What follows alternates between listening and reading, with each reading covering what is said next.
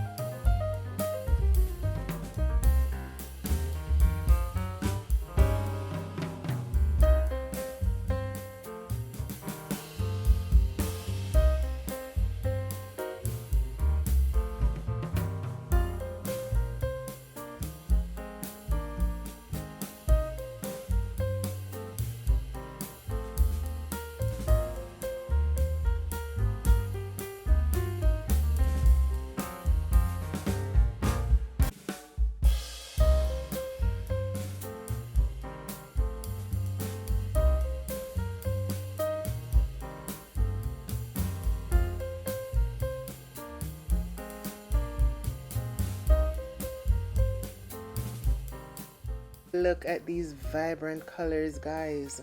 These smoothies are so filling, packed with a lot of nutrients, vitamins. These are so delicious, tasty, mouth dripping, healthy, and very great for your bodies. Guys, please like this video and share me out. Thank you so much, guys. And the link will be in the description where you can find all the methods, ingredients, measurements, and others. Thank you all so much for your continuous support. Stay blessed, guys. Put God first. Walk good.